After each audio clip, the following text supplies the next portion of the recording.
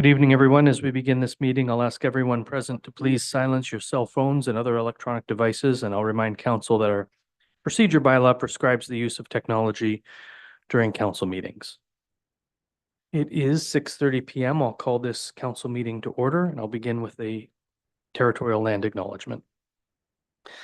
Land acknowledgement is an act that predates European settlement and was an opportunity for visiting Indigenous nations to acknowledge the land that they were visiting and seeking opportunities on. In Brighton, we acknowledge that we are meeting this evening on territory that is the traditional territory of the Mississauga Anishinaabe, now of Alderville.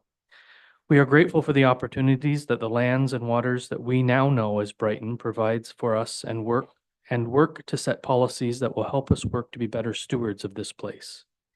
We are grateful to Indigenous neighbors who continue to work to make this place sustainable for all of creation.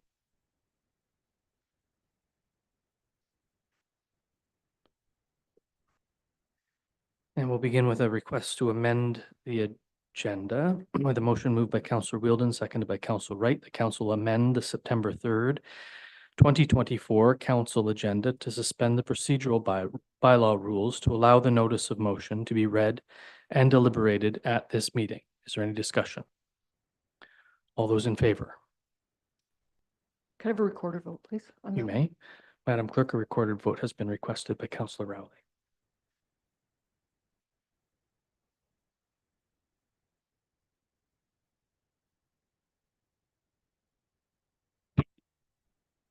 Councillor Emily Rowley, No.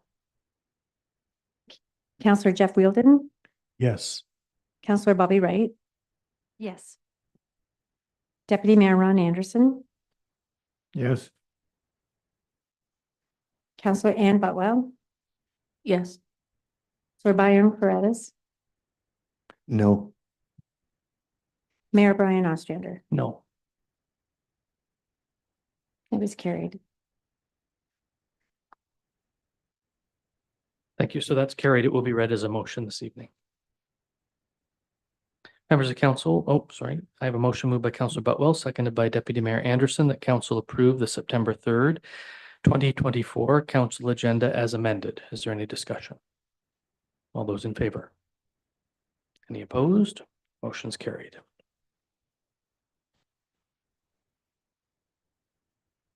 Members of council, have you any declarations of pecuniary interest? And if so, please state the general nature thereof. There are none noted. Are there any announcements this evening? Unusual. Move to adoption of the minutes. I have a motion moved by Councillor Butwell, seconded by Deputy Mayor Anderson, that council adopt the August 12th, 2024 council meeting minutes as presented. Is there any discussion? Those in favor? Any opposed? Motion's carried.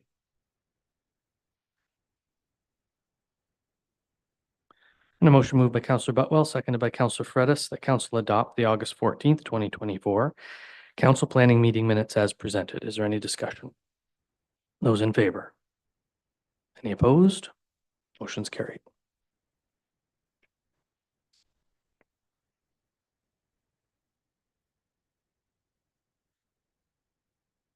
We have no statutory public meeting this evening, which brings us to delegations and presentations. Council will hear one presentation this evening. Presenters, you have 15 minutes to provide council with your information. It is noted that language, content, and conduct must always remain respectful. Council will be provided with an opportunity to ask questions of clarification from the presentation representatives based on the information that they have presented. Council is reminded that this is not an opportunity to engage in debate with the presenters nor advance a public policy position. Presenters are reminded that council does not make decisions during the presentation portion of tonight's meeting. Our presentation comes from Rhonda Bateman, Corinne Ross, Chris McLeod of the Lower Trent Conservation Authority.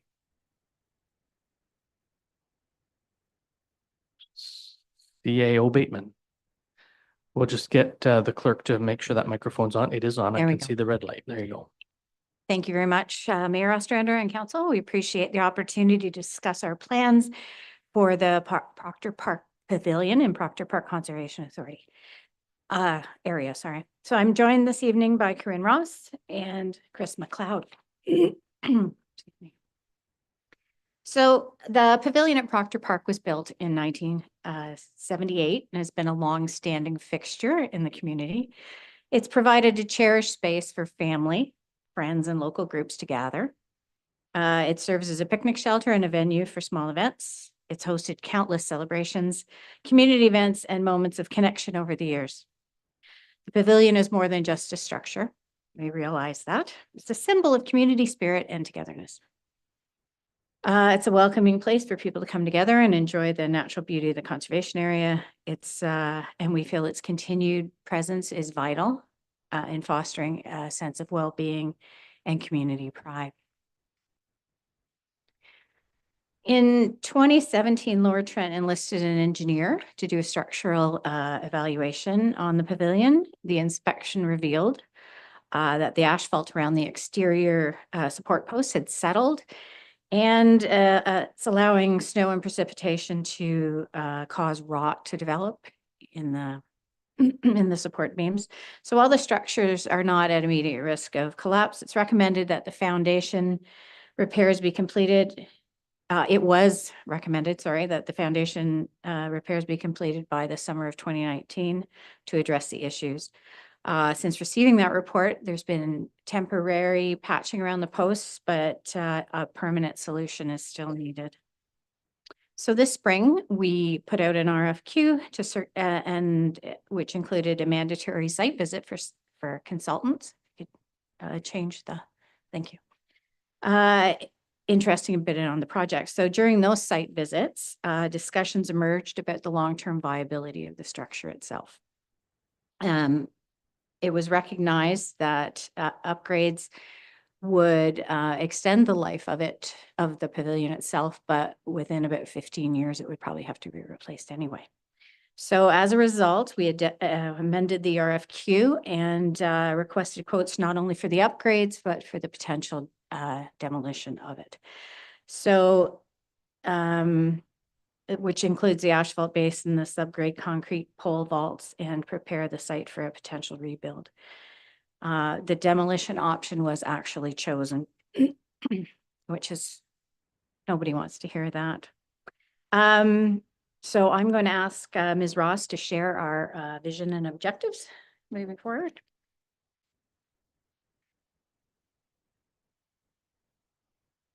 Hi, so after the demolition, we are hoping to create a committee to work together to raise the funds to rebuild the pavilion. We would like to establish a local committee to create this new pavilion structure. And we are hoping that this, next slide, please. That this committee will work in twofold. So the committee's main goal is to facilitate the efforts for the reconstruction of the pavilion. Given the significance, as we went over, to the community, ensuring the pavilion is rebuilt to serve future generations is our top priority. This will involve engaging local businesses, residents, and potential sponsors to secure the necessary financial resources. And Lower Trent Conservation hopes that gaining community support will allow us to not only exceed and meet our goals, but allow this pavilion to evolve into our community needs. Secondly, the committee, sorry, the same slide.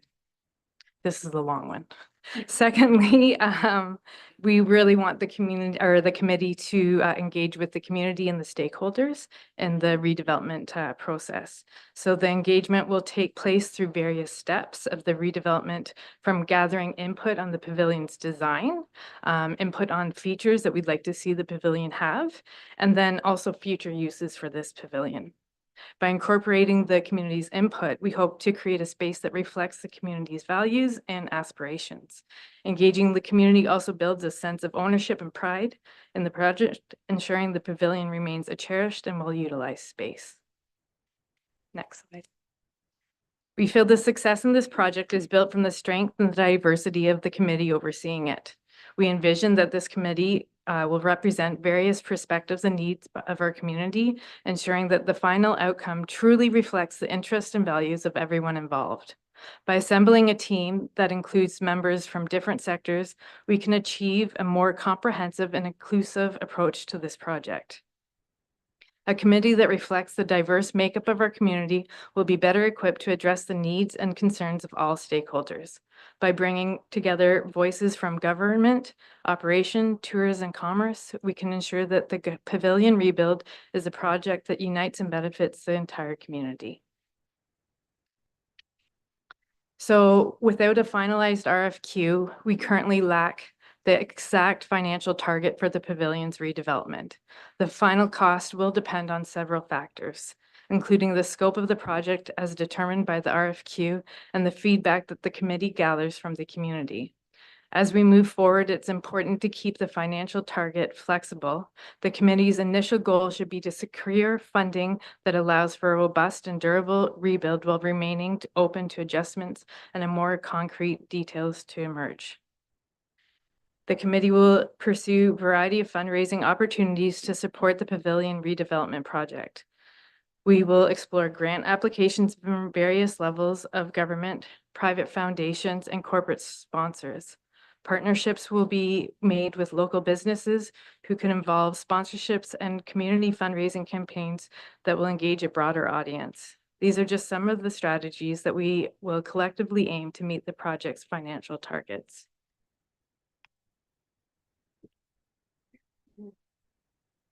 Involving the community in the pavilion redevelopment project fosters a strong sense of ownership and pride. When community members feel that they have a voice in the project, they're more likely to support it, both financially and through volunteer efforts. This engagement ensures that the pavilion reflects the values, needs, and aspirations of the entire community. A community-driven project is more likely to be enjoyed long-term success and sustainability. When the community is engaged from the outset, it strengthens the project's foundation and encourages ongoing maintenance and support after the pavilion is completed. We feel that there will be a variety of ways for the community to be involved in this project at various stages, from open houses, public consultations on the design, volunteering to be on the community, financial. There's a place for everyone.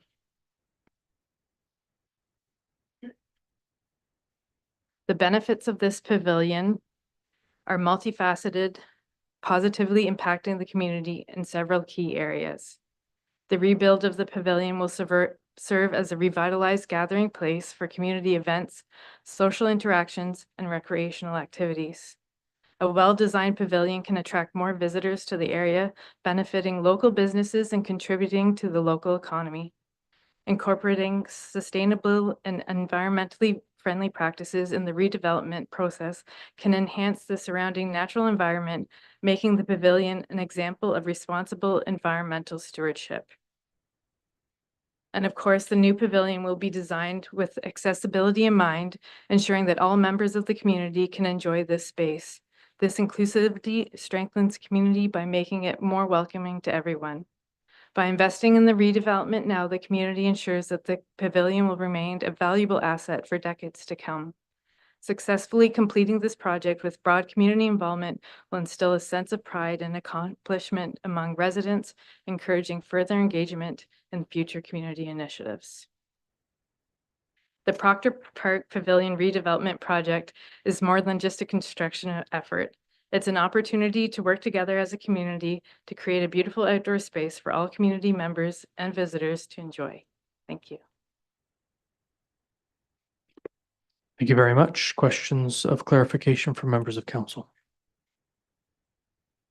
Councillor Butwell. Thank you, Mr. Mayor, and through you. Thank you for the presentation. Very quick question. You had indicated that you had quotes, ballpark figures on reconstruction versus demolition and then a redesign. I realized in your presentation, you said you weren't sure about what kind of dollar figure we're fundraising for. Can we have like a starting point? Because I know the price only ever goes up the further along that we get. Can we have like maybe a starting point just to contemplate? Maybe one of those two numbers from the original request? Okay. Thank you. Through you, Mr. Mayor. I do have figures here, but they are definitely not written in stone. We're not we're not free to talk about what the figures were because that was a repair and they were extremely expensive for repair. So basically, we're at the point now, it's going to be between $150 to $264 per square foot. So that's the ballpark. It's not an easy one because we don't know how big it's going to be. So, What's the current square footage? yes, you should.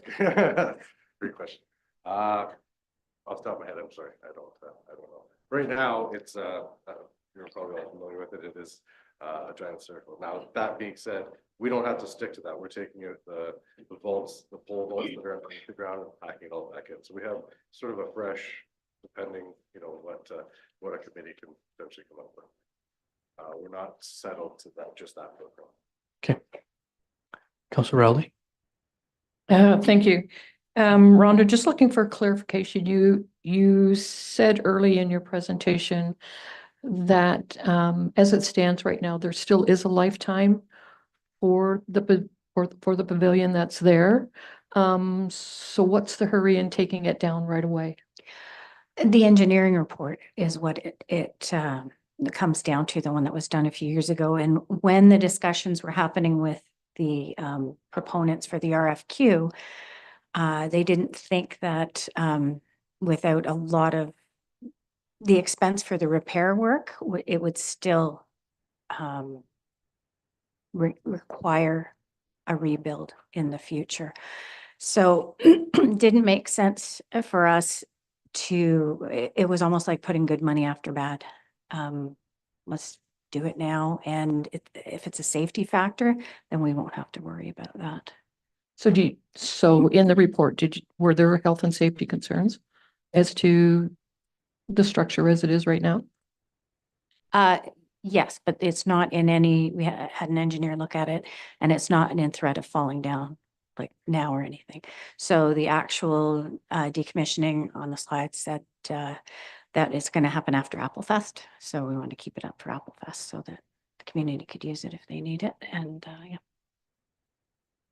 So there is a potential for a couple of years with no pavilion until we get it. Yeah, so I guess that's my thought, because regardless of who's used, there's probably several users up there during the summer who would seek shelter under that pavilion.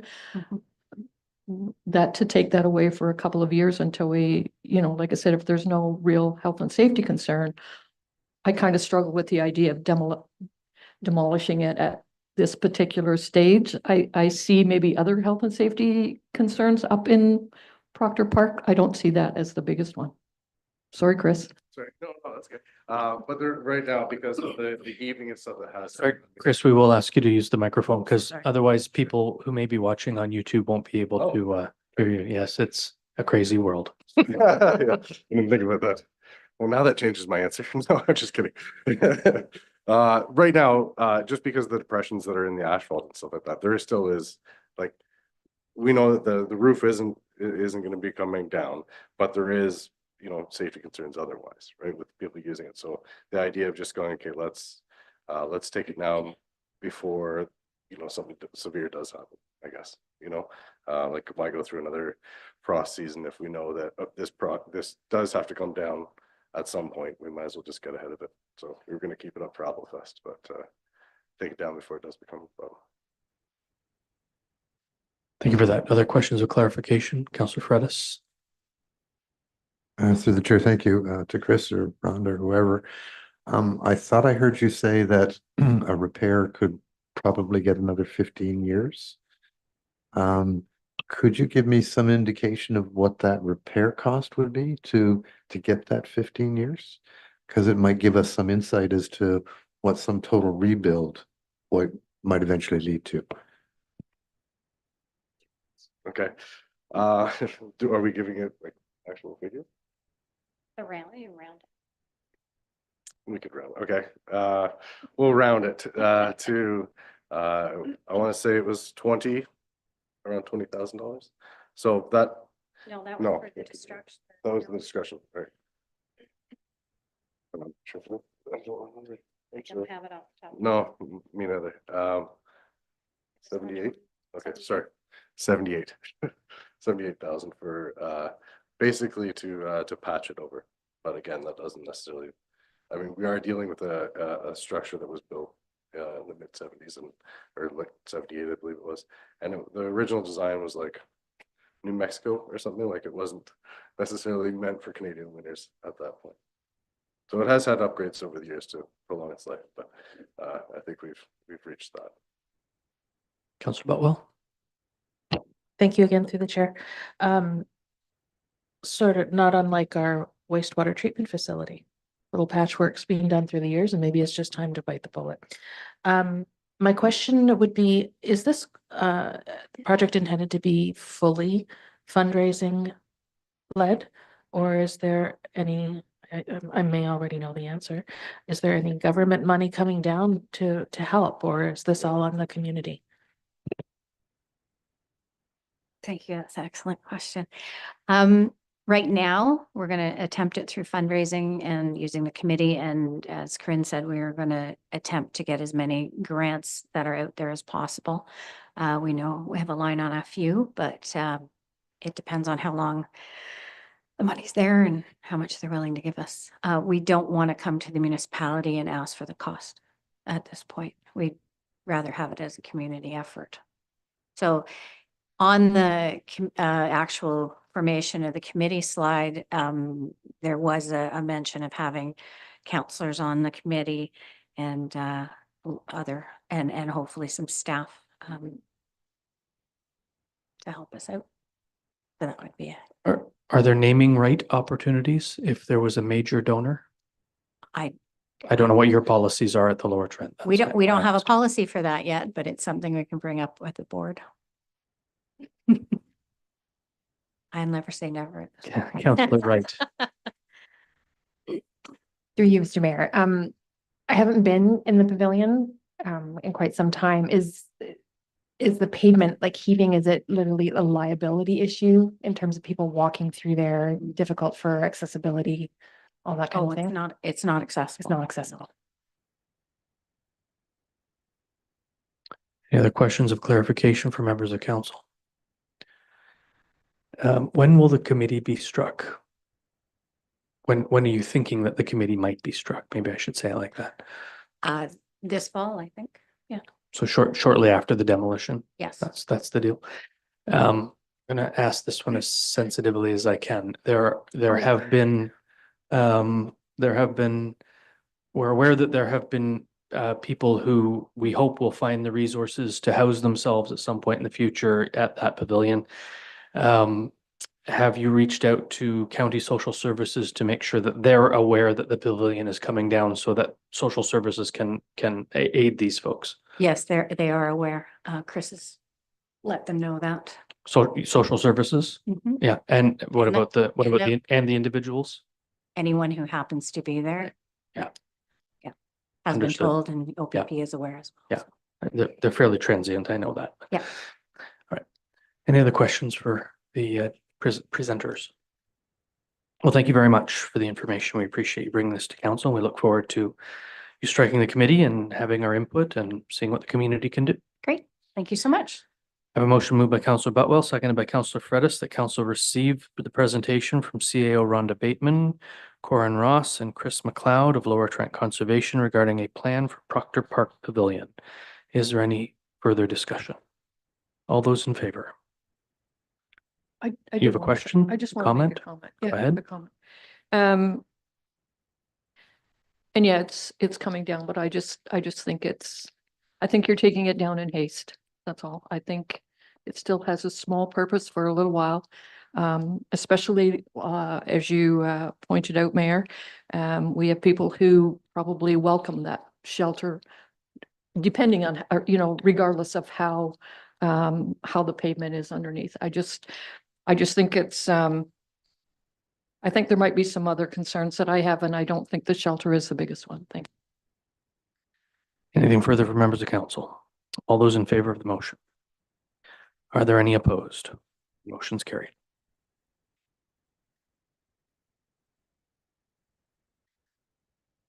Madam Clerk, are you aware of any citizens' comments this evening? Thank you.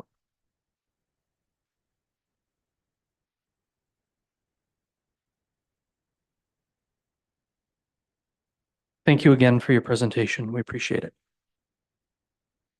Brings us to staff reports. The first report is with regard to surface treatment application 2024. Director Whiteman, we've read your report. Do you have anything to add or highlight? No, I do not. Thank you. I have a motion moved by Councillor Rowley, seconded by Councillor Wheeldon, that council receives the staff report surface treatment application 2024 and that council approves the year 4 2024 extension of tender PW 2021-01 to Miller Paving in the amount of $728,777.57 inclusive of HST. Is there any discussion? Councillor Paredes. Through the chair, thank you. It's more kind of questions of clarifications just to make sure I understand the report. So through the chair to Director Whiteman, if I understand correctly, this is the last year of the 4-year agreement with Miller Paving, and the roads that were done were in the budget for about $1 million. So we're spending $728. So do I understand correctly? We're about $250,000 under budget. Director Whiteman. Yes, through you, Mr. Mayor, to Councillor Fernandez, that is correct. Okay. And I guess Director Woodfield would answer this question.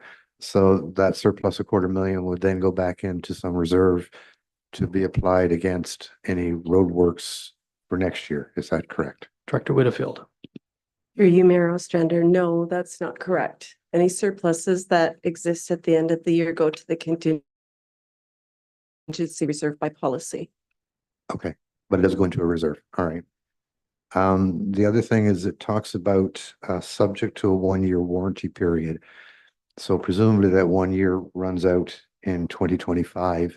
What happens if there is a warranty situation? Director Whiteman. Through you, Mr. Mayor, to Councillor Fernandez. The work that was done this year was done by a very good crew of Miller Paving or their subs. And we were very satisfied with the work that was Director done. Whiteman, could you draw the microphone closer to you, please? We were very satisfied with the work that was done in 23 and had a year warranty as well for this year. So it was done very well. And they did very well in terms of the work that was done also this year.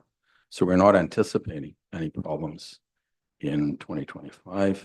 We sort of, I guess, could say we had a very good crew, Miller Paving, whoever did the work this year, and the warranty from last year. I think it's fair to say we never anticipate problems, but when they arise, there is a warranty on this. What would spark the warranty, and how would we make sure that we were taking full effect of that warranty in 2025 if we found a problem? Well, just through you, Mr. Mayor, to you, Mr. Mayor, there were some deficiencies. They were fairly minor from the work that was done last year. We do our own inspections, and any clarifications, any deficiencies are listed, and they're completed by Miller. So whatever happens next year, we anticipate the same thing would require them to meet their obligations and commitments that we have with them. Thank you. Does that answer your question, Councillor Fredis, as well? Thank you, Councillor Butwell. That's quite all right. You actually got the answer. Any other questions or comments from members of council? All those in favor? Who did? Councillor Fredis, sorry. To the chair, thank you. Just a follow up. So as I understand it, Director Whiteman, this ends our contractual obligation with Miller Paving. So we have nothing in place going forward. So should we be anticipating that there will be some tender process with Miller and others for roadworks for 25 and beyond? And will we foresee that coming in time for budgets? I suspect the other way around. We'll budget and then go to tender. Director Whiteman. That is correct. What you just said, Mr. Mayor. That's right. Anything further? All those in favor of the motion? Are there any opposed? Motion's carried.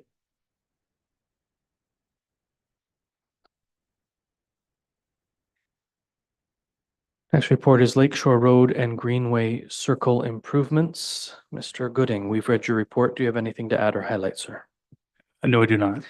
Thank you. I have a motion moved by Councillor Rowley, seconded by Councillor Wheeldon, that council award the Lakeshore Road and Greenway Circle Improvements contract to Tim Donaldson Excavating Limited in the amount of $187,626.92, inclusive of 15% contingency and expense portion of the HST. Is there any discussion?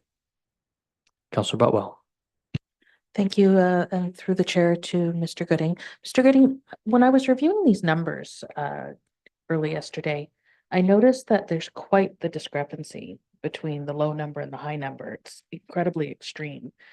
Was there anything in the breakdown of those packages that we could, like, did they all clearly answer the same questions? They all hit the right benchmarks? Was it just simply a matter of cost? Because we have a difference between 160 on the low end and I saw 500 and something, 512. 512 on the high end. That's extreme. Do you have any insight into why that might be? Mr. Gooding? Through the mayor is, normally we look at the bottom three or the lowest three and kind of compare, just make sure it's not imbalanced. And it's just the unit rates came in accordingly. It wasn't anything that stood out, for the discrepancy. We didn't go look at the 500K. I mean, a lot of times you get like all stink bids, you know? So we didn't see any issues with the low bid. Follow up? Follow up. And is it generally our policy to just pick the lowest? Lowest qualified. Lowest qualified. Mr. Gooding, sorry. I think I answered your question. That's correct. So that'd be yes, Yes, the lowest qualified bidder. lowest qualified. All right. In other words, if I bid $1, Mhm. you're not going to choose me to do the job because I'm not qualified to do the job. No, understood. My resume would show that.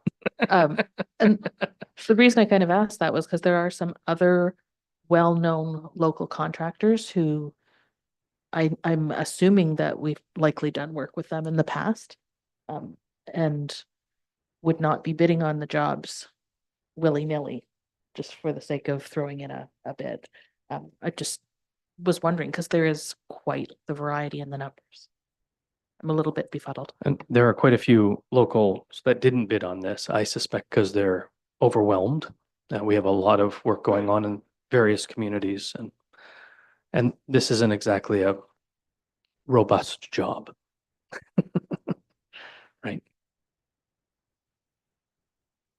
Anything else from members of council? Councillor Ferrettis? To my colleague, I noticed one of them is Dufferin, which is a fairly large entity, and they're out in Oakville. It's a long way to come with the rates they pay and their equipment. So their pricing probably reflects that. And in a few other instances, it's probably a polite way of saying, no, thank you. But without saying, no, we don't want to bid and jeopardize future opportunities. That's not uncommon. Go ahead. Just in response to my colleague, I'm well aware of the bid process. I've been involved in those for many years. Thank you. Anything further from members of council? All those in favor? There being none opposed, that motion is carried. Next report is the 2025 Budget Guideline Report. Director Whitfield, we've read your report. Do you have anything to add or highlight?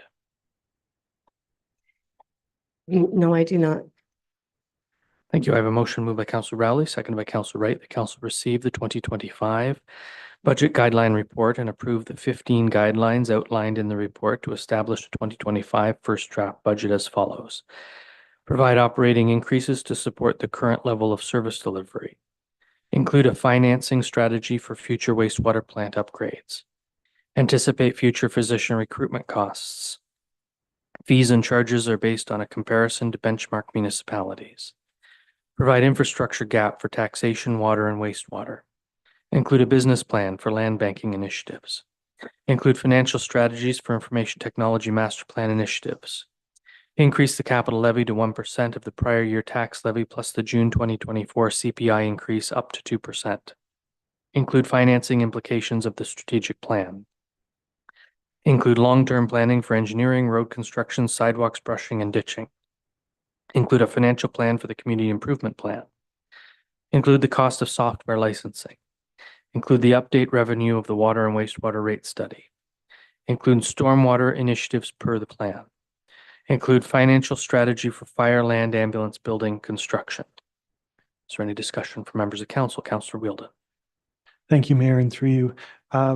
Really appreciated the report setting the stage for our budget deliberations. Very thorough, love the comparisons, the trends, all of that is really helpful context. With regard to these 15, I really like them. I wonder, is the climate action plan included under number 9, implications of the strategic plan? Director Whitfield. Through you, Mayor Ostrander, staff will be looking at all of the committee recommendations and all the initiatives that have been undertaken over the past year, as well as these 15 points. Thank you both. Anything further from members of council? Councillor Butwell. Thank you, Mr. Mayor, through you to Director Whitfield. Very just perhaps point of clarity on number 2, the include a financing strategy for future wastewater plant upgrades. Upgrades meaning upgrading the existing system, or upgrades meaning the entire new system? So is it a replacement or is it an upgrade? Through you, Mayor Ostrander, when I wrote the report, we hadn't gone through that whole other exercise, so it's obviously going to reflect what council's wish is. Anything further from members of council? All those in favor? Any opposed? Motion's carried.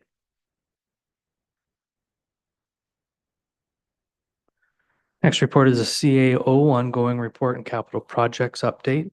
CAO Arthurs, do you have anything to add or highlight? No, Mr. Mayor, I do not. Thank you. I have a motion moved by Councillor Ferreira, seconded by Councillor Butwell, that the CAO ongoing report and capital projects update be received for information. Is there any discussion? Councillor Ferreira. Through the chair, thank you to the CAO. I realize it says large part it's capital project status update, but I guess there was a couple of other items I was hopeful that we could see incorporated in a report at some point. One is a legal matter. I think the farm's name was Cunningham. I think you know what I'm referring to. Just kind of an update on the status of that. We would have to do that in a closed session. I realize, which is why I'm being very cautious in what I'm asking for. So we would never see that on this kind of report. We'd have to do it as a separate update. Okay. Yeah. Okay. Thank you. One of the earlier sessions we had, there was a staff report on the STA MAT tax status implementation and some issues relative to Granicus implementation, which were apparently being addressed. And it was my understanding that we would start to see the results of those efforts in August. Was wondering if they've actually borne fruit and what we get an update status on that whole process and project. And I guess my third question is we did not get the grant funding request for our wastewater upgrade. And as we know, there's a second tranche available for us to apply. And I'm just wondering where we're at in terms of our application for that second tranche of grant funding for wastewater upgrades. Do you want to tackle those now, or do you want to include them in a future report? Very well, carry on. Thank you, through you, Mr. Mayor, to Councillor Fredis. I'll leave the legal matter. With regard to the MAT tax and the short-term accommodation, I don't know whether our treasurer has seen anything come across at this stage. I can certainly follow up and ask Mr. Hagerman to provide a report to let you know where we're at and what our expectation is moving forward with that revenue. with the application, staff have already diligently began working on our second submission and going through areas where we can enhance the application. We've also been made aware of other municipalities that were successful, so we're reaching out to those municipalities to determine, where we may have fallen short. The MPP's office and the staff of David Pecuniary have been very helpful in offering their resources as well to give us an opportunity to review our application and see where we might be able to enhance it. We will continue to work on it from a staff's perspective and bring that back to council. We're looking at ways that we may be able to modify it. So if there's any changes, we certainly will come back to council for approval, but at the very least, we'll come back to council with an update prior to submission. So the due date is November 1st. So you should expect to see something at the latest, the second meeting in October. Go ahead. Thank you, the chair, just a follow up from my council colleagues, in the CAO, and I've talked about this, and CAO is aware of this, but there were 11 grants provided to Eastern Ontario, and you may not be aware that Napanee, with a population of 17,000, got $35 million in exchange for building 4,000 houses. Interesting enough, Peel Region and Premier Ford had a press conference out there, got $35 million for 47,000 houses. So it's not unit volume that seems to drive it, in my view. It's percentage growth that seems to drive it. And CEO and I have talked about this. I have the view that, we're aware of some 2,400 houses that would like to be built here in Brighton. And as a percentage of our ratepayer base of 3,600, we're talking a percentage growth factor of 75%. So I would like to encourage us to use that growth number as the driver behind our application and not the unit number, because we'll never win that game. And I think Napanee has demonstrated that they were able to do it because their population is 17,000 and they're talking 4,000 homes. Our 12 or 13,000 population generating over 2,000 homes kind of puts us in that same range, in my opinion. Thank you. Anything further from members of council? All those in favor? There being none opposed, that motion is carried.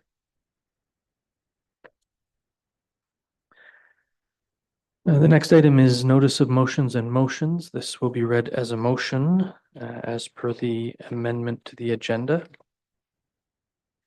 So a motion moved by Councillor Wheeldon, seconded by Councillor Wright. Whereas the affordable housing crisis and corresponding conditions of poverty and homelessness continue to worsen with increasing numbers of residents sleeping rough. And whereas there is reason to expect that there will continue to be residents of Brighton sleeping rough as we enter the winter season, putting them at increased risk of harm or death. And whereas the coming winter season is mere months away, making this issue very time sensitive. And whereas the municipality of Brighton has no emergency accommodations available to meet the needs of those residents. Whereas any provision of shelter falls under the mandate of Northumberland County Social Services and to be effective should be informed, if not directed, by county staff.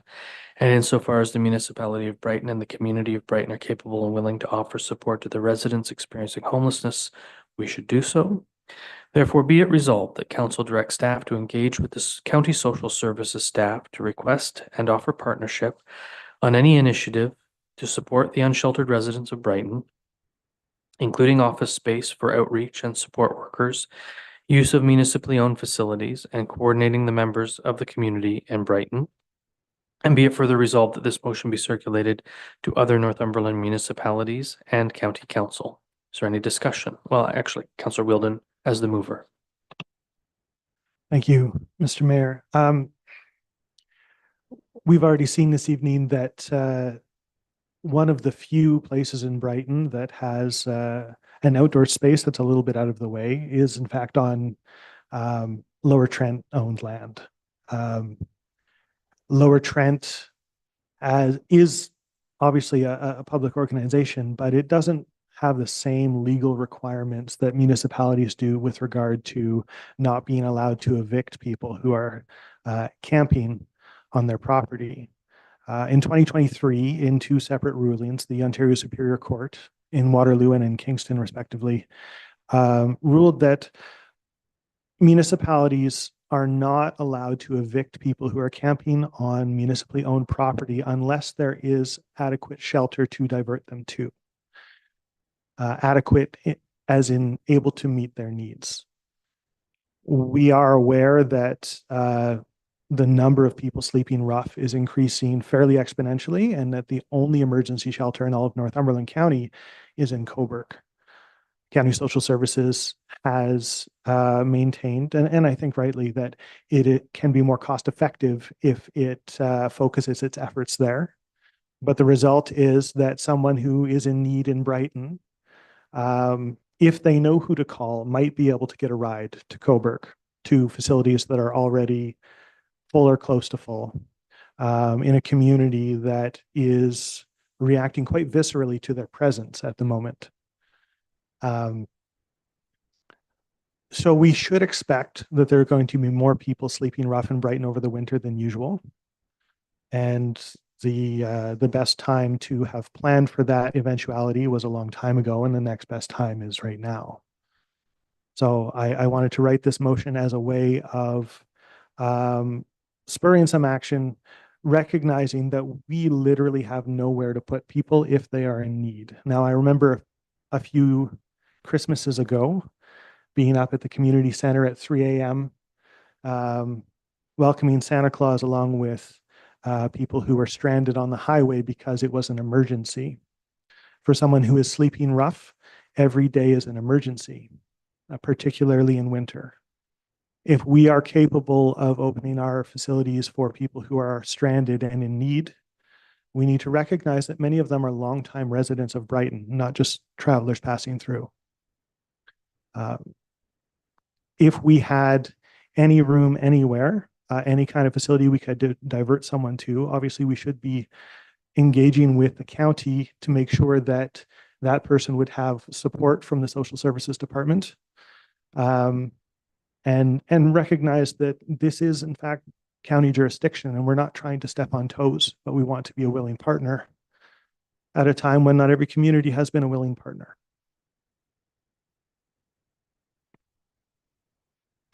Thank you. Anything further from members of council? Councillor Fredis. Through the chair, thank you. It says in here,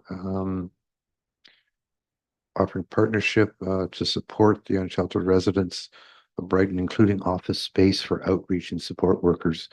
To the best of my knowledge, we do provide office space already in the medical services building. The county has offices there where they can house those outreach and support workers. The fact they don't staff them very frequently is a whole other issue, but I don't think it's a shortcoming on Brighton's part.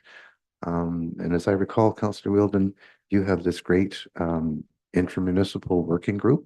Perhaps you might want to be advocating to the county to fully utilize their lease of those facilities to put the support and outreach people there to assist in this effort. The other question I have is how many Brighton residents are homeless and working in these rough conditions? Do we have some idea of the magnitude of the problem? I will turn the floor over to you in a second, Councillor Wheeldon. I would also point out that the homelessness coordinator who reports through Northumberland Hills Hospital has office space out of Trinity St. Andrews United Church. So the community is accommodating outreach workers and social services workers as best we can, even though there's no county administrative building here in Brighton. Councillor Wheeldon. Thank you, Mayor. I was not aware of that or of either of those. So that's wonderful. Glad to hear that. With regard to how many people from Brighton are experiencing homelessness, it's always difficult to determine how many homeless people there are in a given area at a given time. They do annual counts. Those counts are known to be based on whether or not people happen to be there when you went looking for them. By their nature, by the nature of the problem, people who are experiencing homelessness try to keep a low profile. So it's not always easy to find them. With regard to how many are in Brighton, I think that's a separate question from whether or not they are Brightonian. Because having all social services located in Coburg effectively means that we have been outsourcing the issue of homelessness to Coburg for quite some time.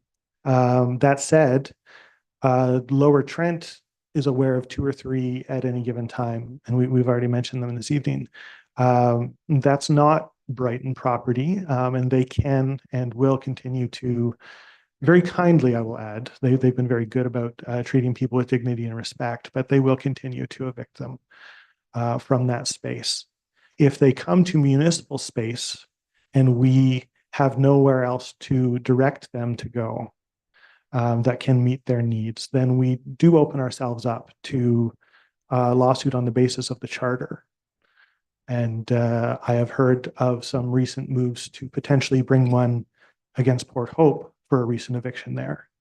So these are things we need to be cognizant of, which is why we passed the motion a few months back asking for a review of our municipal policies to make sure that we are not asking our bylaw officers to do things that could get them afoul, run them afoul of the charter.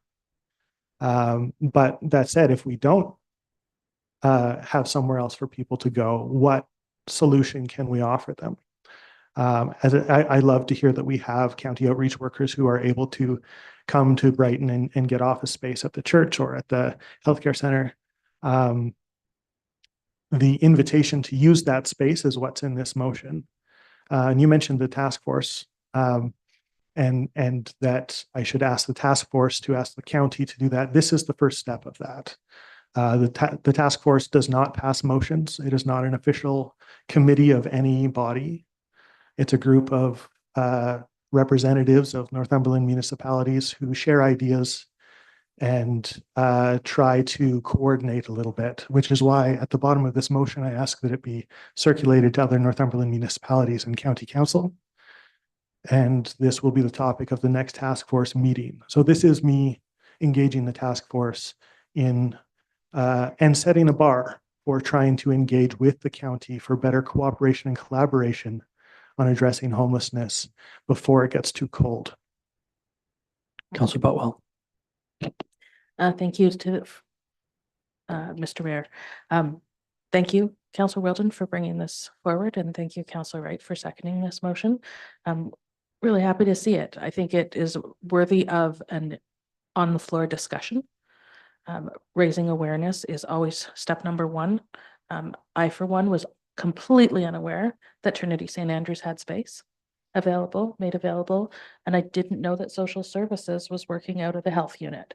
So if I, who am a fairly connected person, can sit here and say, I had no clue, then how is somebody who likely doesn't even have access to even a phone to watch this on Zoom supposed to know? So I think that we at the local level can do a lot. I don't think we are maybe engaging the way that we could be when it is simple conversation. I think we also spend an awful lot of time talking about building homes in Brighton. We need homes for everybody. To our esteemed builder here, thanks for building. It is part of my career, so it touches me. But we should also be concerned not only with building new nice homes for relatively financially stable people, but also considering the people who don't have a safe space to be.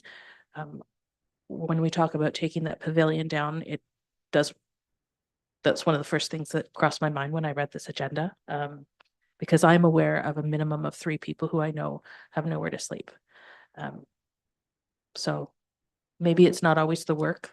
For example, when you brought up the Christmas issue, that's the feel good. Everyone rally in the moment. It's an emergency, but you're absolutely right. Every day is an emergency, and it's very easy for us to sit and not give it more than 2 moments. So hope this extra 2 minutes brought some awareness. Thank you. Thank you, Councillor Wright.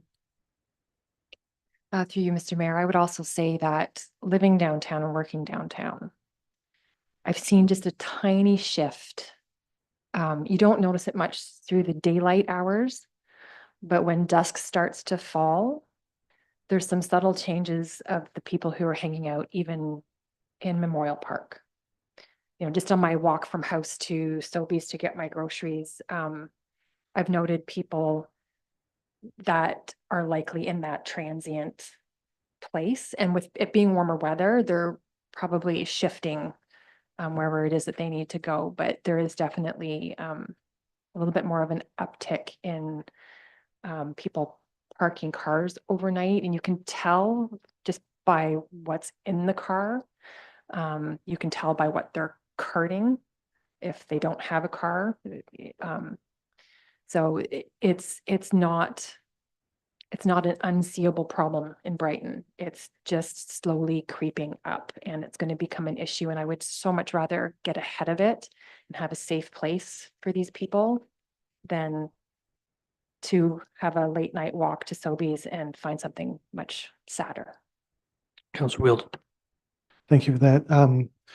You mentioned get ahead of it, and that's one of the reasons that I wanted to bring this motion here in Brighton first, because I recognize that we are somewhat privileged to be able to count people that we can identify as homeless with some question as to whether or not that's true in some cases, and in other cases on one hand. We have very low visible homelessness in Brighton. We know that there are many more people sleeping precariously or living precariously, and that those numbers are going to be going up. But we are not in a position of crisis here at this moment on a community scale, as some of our colleagues westward in the county are. And so the political atmosphere here in Brighton is relatively calm, and we're in a position where we're able to say, how do we address this proactively rather than reactively? We can take positive steps now when the problem is relatively small and manageable. That might not be feasible in future if we let this progress without doing anything to address it. And so I wanted to do this to bring a forward-looking approach. Thank you for that. Without getting into details, because I shouldn't, County Social Services has been working very closely with people living rough, specifically in the Cobourg area, without discussing any particular areas of the community. And as of today, I was informed that the numbers of people living rough in the Cobourg area have significantly declined. That Social Services has found them places to be. In some cases, it's treatment facilities to deal with some very significant issues that these people are dealing with, so that they can then hopefully move into transitionary housing as that becomes available, if we're able to get that thing licensed with our friends in Cobourg. We will be opening, the county will be opening 310 Division Street as a warming shelter first, hopefully soon, and then working on its way up to other housing emergency sheltering opportunities. So, but the one particular area where we might think of as people living rough, the population has decreased significantly over the course of the last couple of weeks because of the work Social Services has been doing over the last 18 months or so. So County Social Services is doing its job, thankfully, and not just finding institutional spaces like hotels and so on, but connecting people with friends and family that they weren't able to connect with before because of their issues and so on. So some good news stories coming out of Social Services, and I'm pleased that that's happening. It's the way it should work. So not to take away from this discussion, but the exponential increase in homelessness isn't what we're seeing actually on the ground right now. Could happen, but it's not what we're seeing at the moment. Councillor Wilden. Thank you for that. And I do want to applaud County Social Services. It is a difficult job. And likewise for the folks at Transition House, very, very challenging environment, especially these days. And that is the first step. As soon as someone is brought into the system, they are diverted, if possible, to some other stable form of housing that is not institutionalized, and that's wonderful. one of the issues that prompted me to want to write this now is that I am aware of 2 homes for sale in Coburg right now that are currently being used or have historically been used as boarding houses. And these 2 properties, probably together, I don't know the exact number of people who are paying rent to stay there and how many more are crashing there. But these properties are owned by the same people whose property was closed down last year for a health code violation that led to the formation of an encampment on the beach that then moved to county property, then moved to provincial property and swelled in size. So it may be as many as another dozen to 2 dozen people who might suddenly find themselves going from being precariously housed in frankly illegal and probably not great conditions to being unhoused completely, which is even worse. It's very complex to try and figure out how do we even enforce bylaws, knowing that sometimes enforcing a bylaw takes someone from a bad situation to a worse one. And so I really feel for everyone who's engaging with this issue throughout the system. But I am aware that those properties are for sale. And as soon as they sell, those people will be evicted.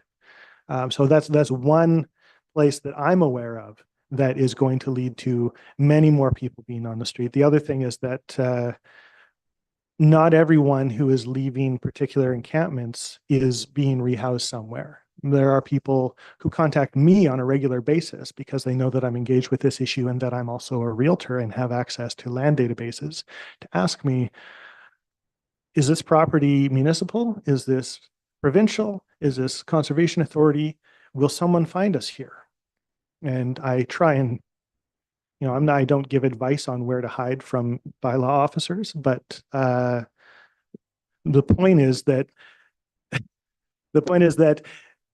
the sale of the property where people are most concentrated right now, once that goes through, finally, those people will be evicted as well. And they've been planning for this for months.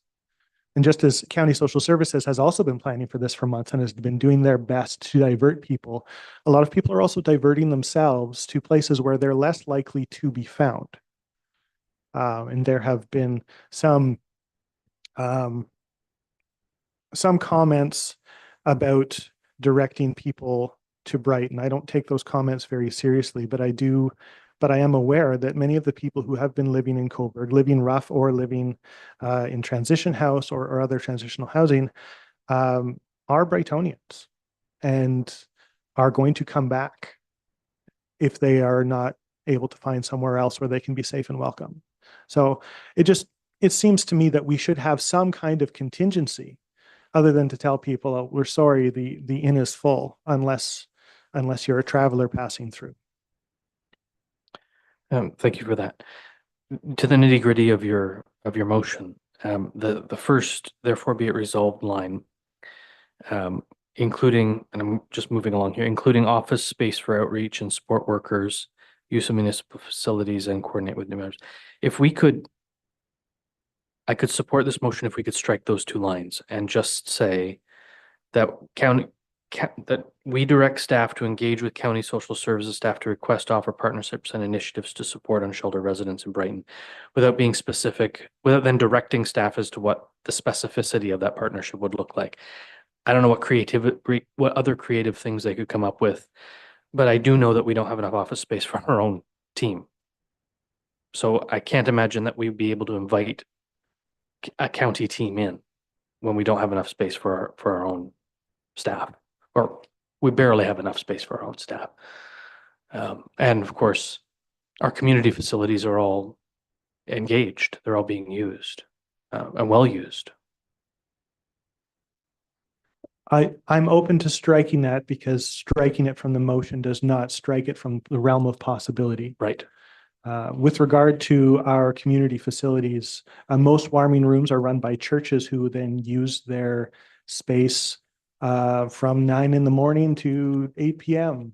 and then set up a warming room overnight. I think that is not only possible with our facilities, but that it would not impede with our regular use of those facilities if it were needed. So your point is taken. I'm quite happy to strike those things. Councillor Wright as the second. Are you okay striking those last two lines?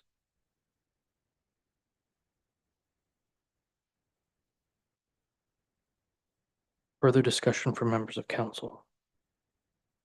Councillor Butler. Thank you very much, Mr. Mayor.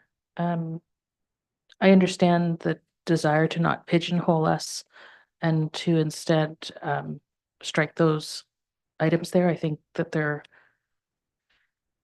while it doesn't preclude us from offering space, I think that it's very easy to remove these things from plain sight and just hope for the best. I think a lot of people have been hoping for the best for a long time. And I would, if you're proposing a friendly amendment to the motion, is that what you're doing? I did, and I You did? received it. You received it? Okay. So I would not support the motion simply on that basis, because I think it waters it down. Not that I don't support as a whole, but just on that principle. Councillor Wheeldon. I appreciate that, and I have no desire to water it down. If I thought that it was watering it down, I wouldn't have agreed to it. Because I also don't want to pigeonhole us. And I would hope that if it made the difference between getting something passed and getting nothing passed, I hope that you'd be willing to support this, even if it appears to be watered down.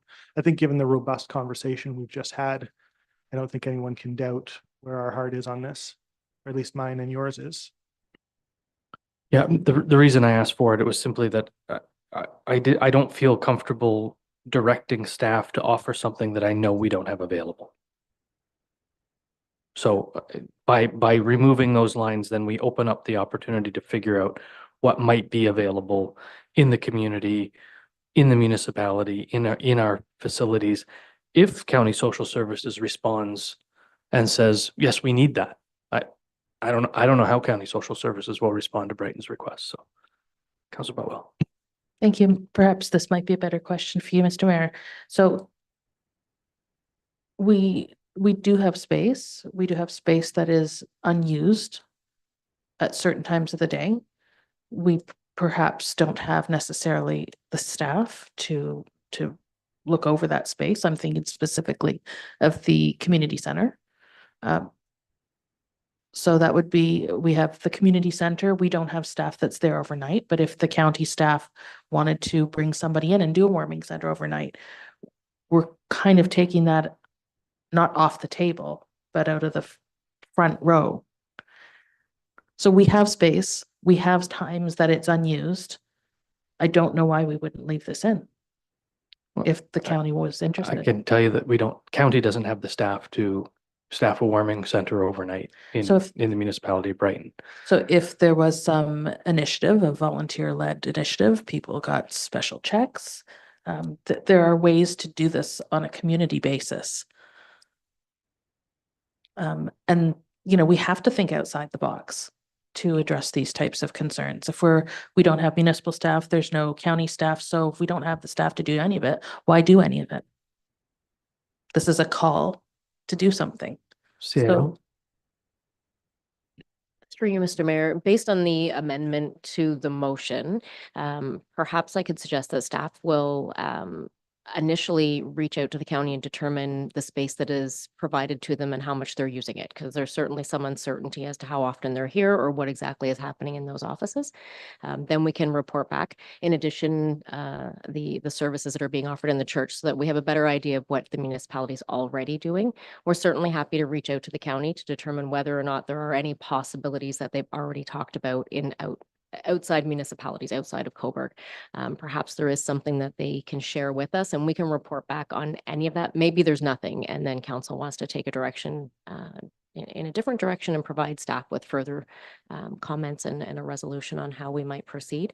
But maybe just getting the lay of the land might be helpful, and certainly reaching out to the county to determine if there is anything, any low-lying fruit, anything at all that they've explored that we might be able to offer assistance and report back to council on that. Thank you. Anything further from members of council? Councillor Wheeldon.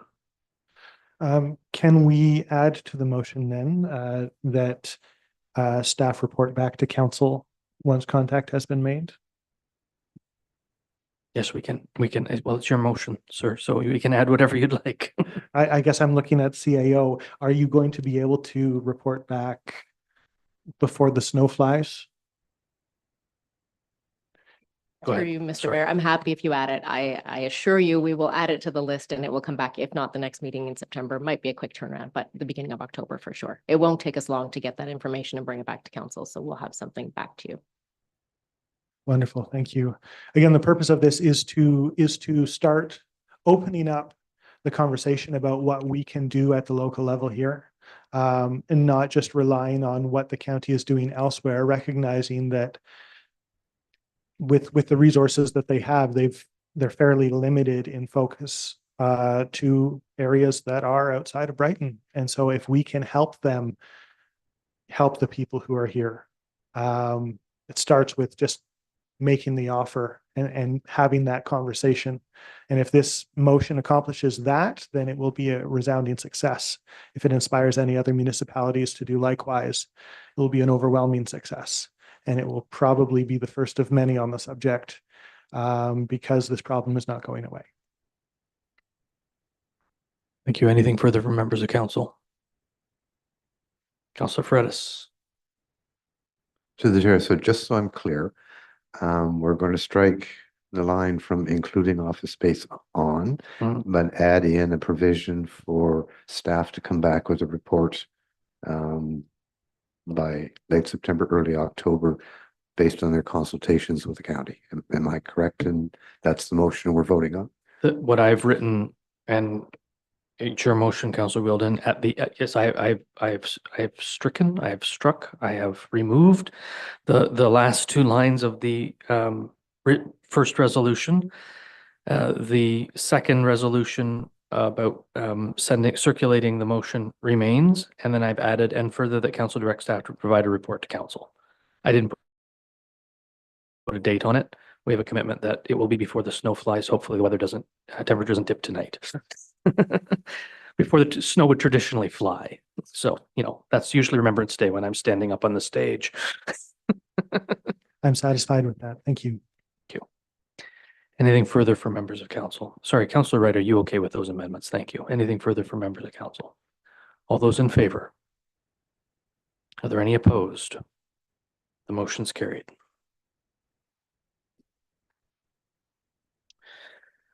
We have nothing listed under unfinished business, which brings us to bylaws. The first bylaw is with regard to the surface treatment agreement. It's moved by Councillor Wright, seconded by Councillor Wheeldon. The council gives a bylaw. It's first, second, and third reading. And finally passes on this date, being a bylaw to authorize the mayor and the clerk to execute an agreement between the corporation of the municipality of Brighton and Miller Paving Limited for surface treatment application. Is there any discussion?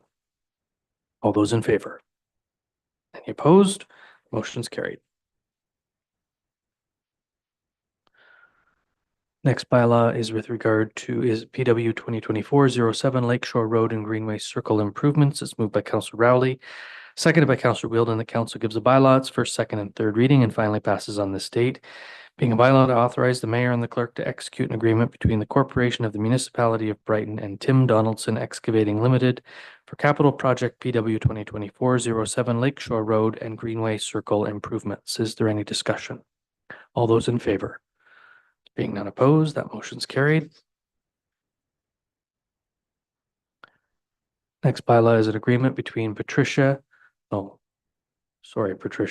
Scopolanius, QMS representative, with a motion moved by Councillor Butwell, seconded by Councillor Fredis. The council gives a bylaw. It's first, second, and third reading, and finally passes on this date, being a bylaw to authorize the mayor and the clerk to execute an agreement between Patricia Scopolanius, am I saying her name right?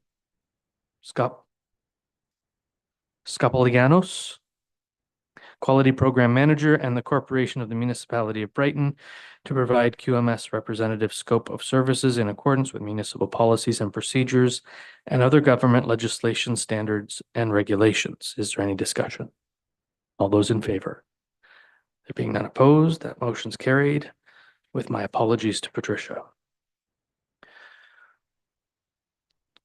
Next bylaw is the purchase of land, the Russell property, part lot 32, concession B, part 1, 3, and part lot 31 to 32, concession B, part 5. It's moved by Councillor Wright, seconded by Councillor Wheeldon, that council gives a bylaw its first, second, and third reading and finally passes on this date. Being a bylaw to authorize the execution of an agreement of purchase and sale of land between the Corporation of the Municipality of Brighton and Robert Lawrence Russell. Is there any discussion? All those in favor? Being none opposed, that motion's carried.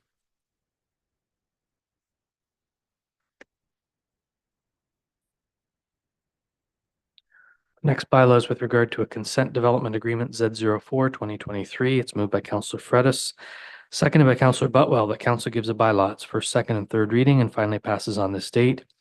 Being a bylaw to authorize the mayor and the clerk to execute a development agreement between the Corporation of the Municipality of Brighton and Roslyn Builders Limited for the property located at 96 Sanford Street, legally described as part of Lot 13, North Proctor Street, Plan 28, Brighton, being Part 2 on Registered Plan 39R 14731, Municipality of Brighton, and part of Lot 13, North Proctor Street, Plan 28, Brighton, being Part 3 on Registered Plan 39R 14731, Municipality of Brighton, and part of Lot 12, North Proctor Street, Plan 28, Brighton, being Part 4 on Registered Plan 39R 14731, Municipality of Brighton, and part of Lot 12, North Proctor Street, Plan 28, Brighton, being Part 5 on Registered Plan 39R 14731, Municipality of Brighton, as in accordance with subsection 51, sub 26 of the Planning Act RSO 1990, Chapter P13. Is there any discussion? Those in favor? There being none opposed, that motion's carried.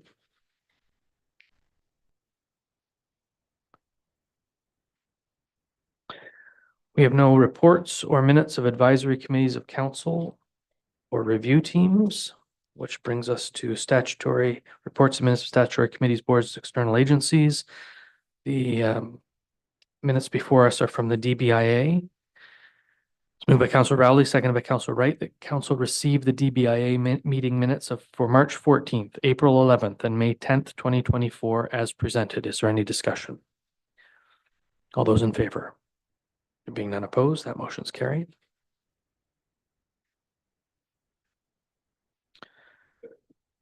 Brings us to correspondence, direction items, endorsements, communications, and petitions. The first is with a proclamation for Rail Safety Week. It's moved by Councillor Rowley, seconded by Councillor Wheeldon, that council proclaim the week of September 23rd to 29, 2024 as Rail Safety Week. Is there any discussion? Those in favor? Any opposed? Motion's carried. Next comes from the City of Quinte West.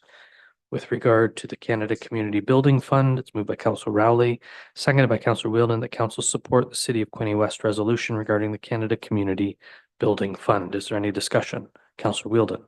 Thank you, Mayor, and through you. There are a lot of Quinte specific stats in here that I think it's actually worth taking a look at what those same stats from Brighton would be to frame this issue for us. I think we all have a general sense of how much we need a new funding formula for municipalities. I think this has been the theme of our entire term of council. But as we support this motion, I think it's relevant to at some point in future, or maybe just to have some indication of what Brighton stats are in comparison. So are you asking to add something to this motion so that we can get those stats, or? I think maybe it's more of a comment than a request, but I think it deserves further reflection in future from us. Okay, I'll leave that hanging out there. Any further discussion from members of council? All those in favor? Are there any opposed? That motion's carried.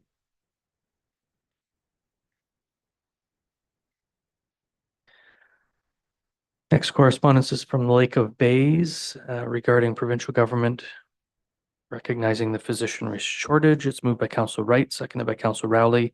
The council support Lake of Bays resolution regarding provincial government to recognize the physician shortage. Is there any discussion? Councillor Fredis. Through the chair, thank you. Well, I'm quite pleased and happy to support the general nature of it. What I'm troubled by is we're being asked to support the specifics, which says, now therefore be it resolved that the council of the corporation of the township of Lake Bays urge the province to recognize the physician shortage in the township of Lake Bays. And then it says, and Ontario. I'm a little concerned that it's primarily focused on Lake Bays and not Ontario broadly and Brighton specifically. So I'm a little off balance on this. Councillor Wright as the mover and Councillor Rowley as a seconder. If we were to add in Brighton and Ontario to the end of our resolution, would that be okay?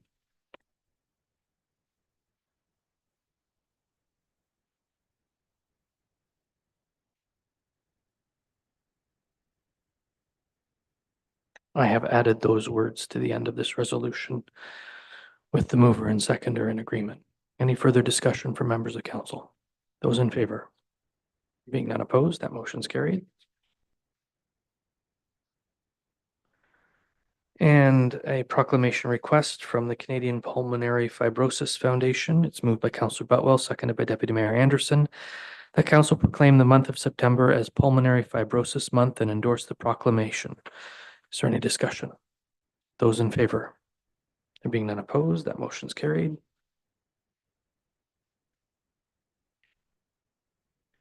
And correspondence from Siegel Construction with regard to attainable housing. It's moved by Councillor Fredis, seconded by Councillor Rowley. The council received the resolution from Siegel Construction regarding municipal development of attainable housing in Brighton. Is there any discussion? Councillor Wheeldon. Thank you. I take issue with the statement, whereas in order to make housing development financially viable, it is necessary to obtain MZOs under Section 47 of the Planning Act. Did they really just send us a motion asking us to throw our planning staff under the bus? Maybe a little. I think that's probably why we're receiving the correspondence. Councillor Fredis. Through the chair, thank you. I have mixed emotions on this. I'm not sure whether to be amused or bemused. First off, what they seem to be advocating is that we should get out of municipal governments and be into the housing and landlord business, which I don't think is within our mandate. They talk about utilizing municipal capability to issue bonds, but bonds and debt instruments should be used, in my view, as critical infrastructure like roads, bridges, water, wastewater services, fire halls, community facilities that all taxpayers benefit from. Now, I did a little research on Siegel, and it is hard to find information on them. They're Toronto Hamilton base. It's a small organization. There is only one principal listed. I could not get a D&B report on them, and they've only been around since 2020. A great deal of their work has been in ADUs, additional dense units in the backyards of places, and renovations. When I looked at the projects they've done that they take great pride in and scroll through them, I see that these ADUs average about 800 square feet in size, but the rents range from $2,300 to $3,300 a month, which is 2 times what the provincial government as determined as affordable housing. In reading it more closely, and then speaking to some local developers, because he talks about facing interest rates of 12 to 15%. After a few chuckles in my outreach, it would appear to me, the conclusion I'm drawing, is that really what he's looking for is access to funding at a lower rate than he can get himself. That's what this is about. And finally, I would point out that Municipal Act Section 106 specifically prohibits us from doing this. The Act states, and if you'd like, I can read it for the record. 106.1, despite any act, a municipality shall not assist directly or indirectly any manufacturing business or other industrial or commercial enterprise through the granting of bonuses for that purpose. Subsection 2 states, without limiting subsection 1, the municipality shall not grant assistance by giving or lending any property of the municipality, including money, guaranteeing borrowing, leasing or selling any property of the municipality at below fair market value, or giving a total or partial exemption from any levy, charge, or fee. So we would be precluded from doing what he's asking us to do by section 106 of the act. And as I said in my summary, this is just a unique marketing opportunity to try and secure financing from a small little developer in a unique way. So we'll receive the report, but that's about it, in my opinion. That is the motion. Thank you, Councillor Fredis. Anything further from members of council? All those in favor? Being none opposed, that motion's carried. FYI correspondence is the update from Northumberland County, August 19 to 30. It's moved by Councillor Rowley, seconded by Councillor Wheeldon, that council receives the updates from Northumberland County for the period of August 19th to August 30th, 2024 as information. Is there any discussion? All in favor? Any opposed? Motion's carried. Brings us to question period. Is there anyone in the gallery, Wayne, who has any questions with regard to tonight's agenda? No, thank you. We have no in-camera session this evening, which brings us to our confirmatory bylaw moved by Councillor Butwell, seconded by Deputy Mayor Anderson, that council gives a bylaw its first, second, and third reading and finally passes on this date, being a bylaw to confirm the proceedings of the corporation of the municipality of Brighton council meeting held on September 3rd, 2024. Is there any discussion? Those in favor? Being none opposed, that motion's carried. And finally, a motion moved by Councillor Butwell, seconded by Councillor Fredis, that the September 3rd, 2024 council meeting adjourn at 7:56 p.m. Is there any discussion? Those in favor? And being none opposed, that motion's carried. Thank you all very much for your reports and your attendance and your conversation.